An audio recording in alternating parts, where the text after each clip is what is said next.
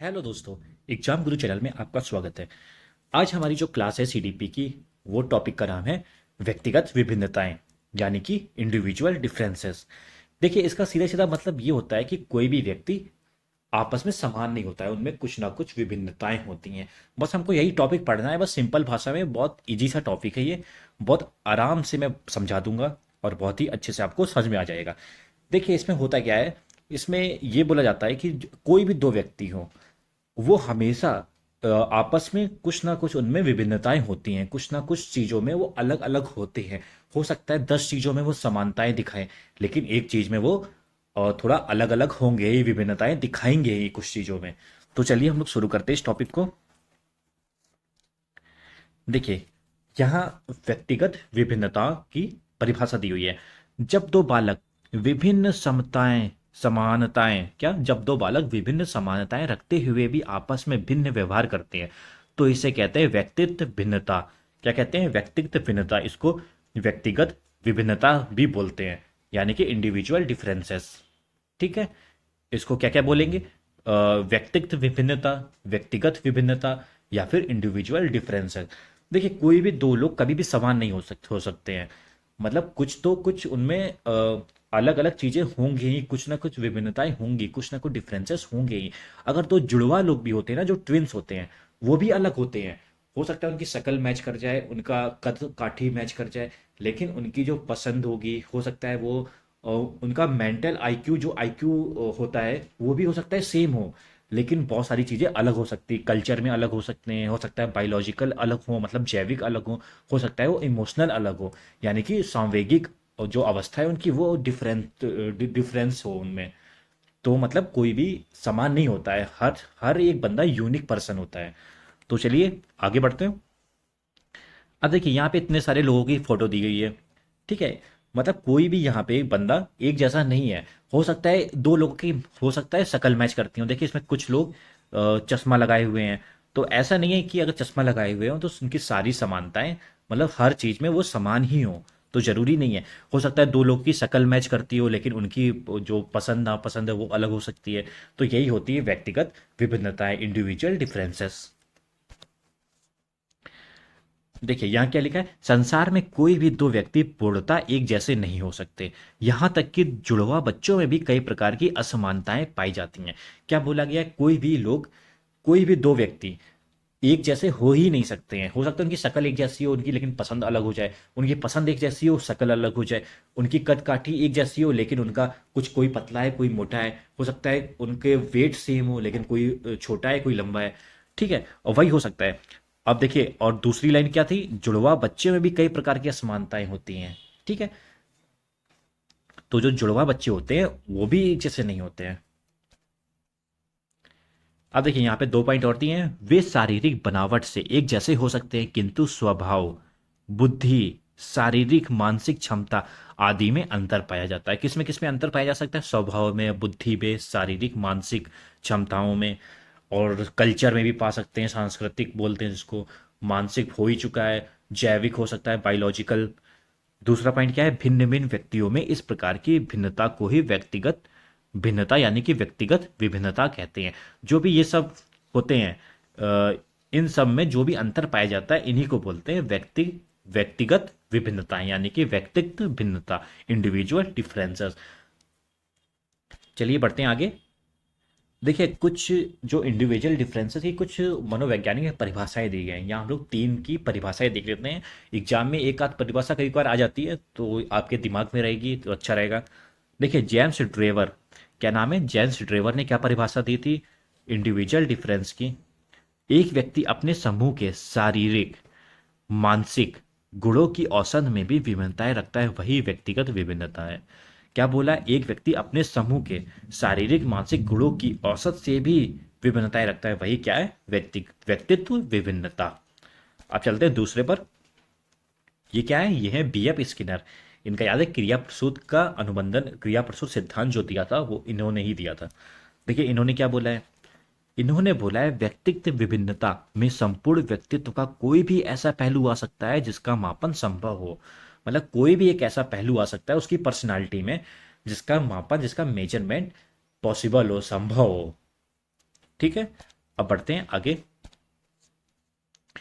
जो नेक्स्ट है वो है टाइलर। टाइलर ने क्या बोला था, शरीर के रूप यानी कि रंग, आकार, कार्य, गति, बुद्धि, ज्ञान, रुचि, अभिरुचि आदि लक्षणों में पाई जाने वाली भिन्नता को, मतलब इनमें से किसी में भी अगर एक एक भी अलग अलग चीजें पाई गई हैं दो व्यक्तियों में, इन इन सब में कोई भी चीज में भिन्नता पाई जाती है तो उसको बोलते हैं व्यक्तित्व भिन्नता। ठीक है, बहुत इजी सा चैप्टर है, बहुत अच्छे से समझ में आ रहा होगा। अब देखिए यहाँ पे लिखा है व्यक्तिगत विभिन्नता के प्रकार, कितने प्रकार हो सकते हैं, यहाँ पे 5 प्रकार दिए गए हैं। इसके अलावा भी बहुत से हो सकते हैं, जो मेन प्रकार हैं वो दिए गए हैं। जैसे शारीरिक भिन्नता, मानसिक विभिन्नता, व्यक्तित्व विभिन्नता, संवेगात्मक विभिन्नता, लिंग के आधार पर विभिन्नता। शारीरिक क्या होती है, शारीरिक क्या होता है, किसी की मतलब बॉडी के बनावट के हिसाब से अलग अलग हो सकते हैं। मानसिक क्या होता है, मेंटल जो एबिलिटी होती है उसमें अलग अलग, कोई बुद्धिमान होगा, कोई कम बुद्धिमान होगा, किसी का आईक्यू बहुत ज़्यादा होगा, किसी का आईक्यू कम होगा, किसी का आईक्यू एवरेज होगा। व्यक्तित्व विभिन्नता मतलब पर्सनालिटी से। संवेगात्मक मतलब इमोशनल, कोई ज़्यादा इमोशन होंगे किसी में कम होंगे। लिंग के आधार पर मतलब जेंडर मेल फीमेल वाला हो जाता है कॉन्सेप्ट इसमें। ठीक है, अब चलिए पहला देख लेते हैं शारीरिक भिन्नता। देखिए इसमें क्या होता है, व्यक्ति दूसरे व्यक्ति से शरीर की रचना में भिन्न होता है। मतलब किसी की लंबाई ज़्यादा हो सकती है, किसी की मोटा कोई ज़्यादा हो सकता है, तो वही सब होता है शारीरिक भिन्नता में।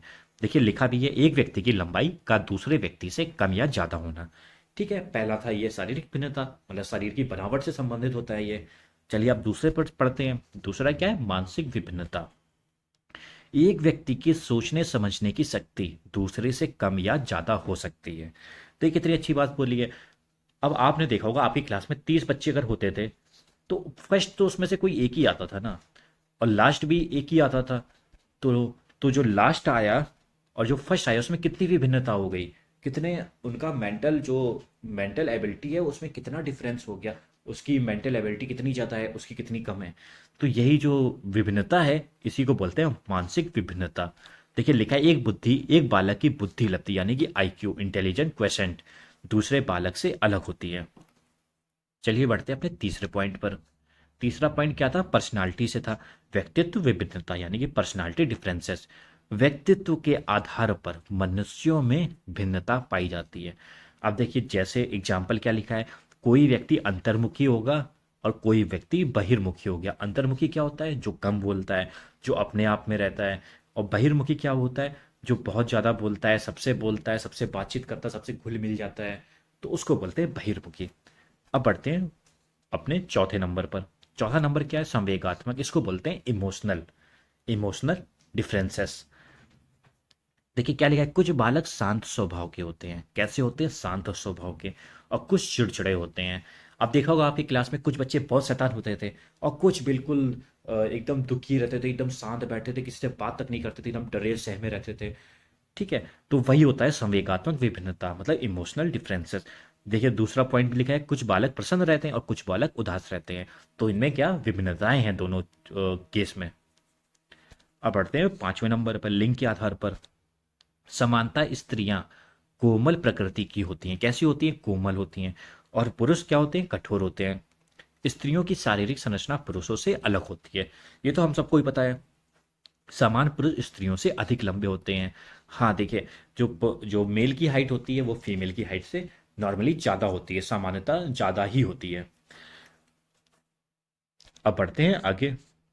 अब देखिए व्यक्तिगत विभिन्नता के क्षेत्र, क्या क्या क्षेत्र हैं। अब देखिए वहाँ हम लोगों ने 5 देख लिए थे, यहाँ पे देखिए क्या क्या हो सकता है। धर्म हो सकता है, ठीक है, कोई मुस्लिम है, कोई हिंदू है, कोई सिख है, कोई ईसाई है, उसके कल्चर अलग होंगे। जैसे अगर कोई हिंदू है, कोई मुस्लिम, मुस्लिम अपना ईद बनाएगा और हिंदू अपना दिवाली बनाएगा, उनके कल्चर अलग है। उनके ईद में कल्चर अलग है, मुसलमान के धर्म में कल्चर अलग है, हिंदुओं के धर्म में भी कल्चर अलग है। तो यहाँ से जो धर्म के रिलीजियस मतलब विभिन्नता आ जाती है, यहाँ डिफरेंसेस आ रहे हैं दोनों के कल्चर सांस्कृतिक में। लिंग में हम लोगों ने देख लिया था जेंडर। आदत, किसी की कुछ आदत हो सकती है जो किसी को पसंद है, हो सकता है दूसरे की नापसंद हो। रुचि हो सकती है, किसी को किसी चीज़ में रुचि हो और दूसरे को उस चीज़ में रुचि नहीं हो सकती, मतलब इंटरेस्ट। वंशानुक्रम हो सकता है। वातावरण हो सकता है, किसी को बहुत अच्छा वातावरण मिल रहा है पढ़ाई के लिए तो वो अच्छा पढ़ने में हो जाएगा, किसी को बिल्कुल वातावरण नहीं मिल रहा है, मतलब इन्वायरमेंट उसका अच्छा नहीं है पढ़ाई के लिए, तो हो सकता है वो पढ़ाई में सक्सेस ना हो पाए। व्यवसाय हो सकता है, जैसे देखिए मुकेश अंबानी के बेटों को इतना अच्छा बिजनेस मिल गया, अब वो अमीर अमीर होते जा रहे हैं, और कोई गरीब का बेटा उसे नहीं अच्छा बिजनेस मिलता है तो उसको तो पढ़ाई करके नौकरी लेनी है, वो बिजनेस नहीं कर सकता है। आर्थिक स्तर, ये भी आप मुकेश अंबानी के केस से समझ सकते हैं। भाषा, भाषा से डिफरेंसेस हो सकते हैं, कोई हिंदी बोलता है कोई इंग्लिश बोलता है, इंडिया में इतनी सारी भाषाएं बोली जाती हैं, अलग अलग प्रदेश में अलग अलग तरह की भाषा, तो यहाँ से भी डिफरेंसेस यानी कि भिन्नता आ जाती है। कौशल, किसी को कुछ आता है किसी को कुछ नहीं आता है, तो यहाँ से भी भिन्नता आती है। चलिए अब बढ़ते हैं आगे। अब क्या एक पॉइंट है, व्यक्तिगत भिन्नता जानने की विधियां। देखिए 3 विधियां हैं, जल्दी से तीनों विधियां पढ़ के चैप्टर अपना खत्म हो जाएगा। देखिए पहली विधि क्या है, पहली विधि है परीक्षण विधि। इसके अंतर्गत बुद्धि परीक्षण, व्यक्तित्व परीक्षण या अभिरुचि परीक्षण करते हैं। ठीक है, इससे व्यक्तिगत भिन्नता पता चलती है कि इसमें क्या है। जैसे बुद्धि परीक्षण अगर किया तो हो सकता है 2 बच्चे हैं, किसी का बुद्धि परीक्षण अगर किया उसके मार्क्स ज़्यादा आ रहे हैं, किसी के कम आ रहे हैं, तो यहाँ से हम लोग को पता चल गया कि उनमें क्या अंतर है, उनमें कैसी भिन्नता है बुद्धि मेंटल एबिलिटी में। अब पढ़ते हैं दूसरा अपना अवलोकन विधि।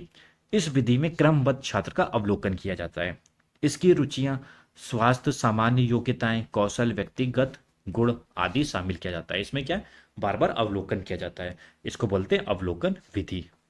अब तीसरे पे देखते हैं हम लोग, व्यक्ति इतिहास विधि। इस विधि के अंतर्गत व्यक्ति के परिवार, शिक्षक, पड़ोसी, मित्र तथा संबंधी से जानकारी लेकर व्यक्तिगत विभिन्नता का पता लगाया जाता है। मतलब आपके आस पड़ोस वालों को ज़्यादा पता होता है आपके बारे में, तो उनसे पूछा जाता है कि आपके बारे में क्या रुचियां हैं उसकी, और कैसा है वो, मतलब क्या करता है, उसकी पसंद नापसंद क्या है, तो उससे आइडिया लगाकर आपका परीक्षण किया जाता है। इसको बोलते हैं जानकारी लेकर क्या किया जाता है, व्यक्तिगत विभिन्नता का पता लगाया जाता है कि आप में क्या भिन्नताएं हैं।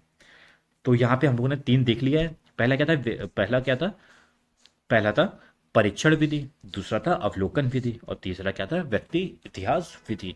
तो हमारी ये 3 परीक्षण हो गए। और हम लोगों ने देखिए ऊपर क्या पढ़ा था, व्यक्तिगत भिन्नता के क्षेत्र, यहाँ हम लोगों ने कितने देख लिए, यहाँ 10 देख लिए थे। उससे पहले हम लोगों ने ये 5 विभिन्नताएं देखी थी। क्या क्या थी, शारीरिक भिन्नता, मानसिक विभिन्नता, व्यक्तित्व, संवेगात्मक और लिंग के आधार पर। तो यही सब विभिन्नता के बारे में था। बहुत इजी सा चैप्टर था, 2-3 क्वेश्चन आते हैं, और वो भी अगर आप टॉपिक नहीं पढ़ेंगे तब भी वो क्वेश्चन आप लोग कर लेंगे। बहुत इजी से क्वेश्चन होते हैं सीटेट में, बस थोड़े लेंदी होते हैं, आप आराम से पढ़िएगा, आपके सारे आंसर आपके निकल आएंगे। थोड़ा सा बस चैप्टर ध्यान में रखिएगा कि कहाँ कहाँ विभिन्नता होती है, कहाँ कहाँ डिफरेंसेस होती हैं, तो बस आपको सारे ऑप्शन के आंसर निकल आएंगे। जो भी ऑप्शन होंगे पता चल जाएगा कौन सा आंसर है। ठीक है, तो अगर आपको ये वीडियो पसंद आया हो तो लाइक करिएगा, चैनल को सब्सक्राइब करिएगा, और अगर इसकी पीडीएफ चाहिए तो टेलीग्राम चैनल पर मिल जाएगी, वहाँ से आप डाउनलोड कर सकते हैं। धन्यवाद।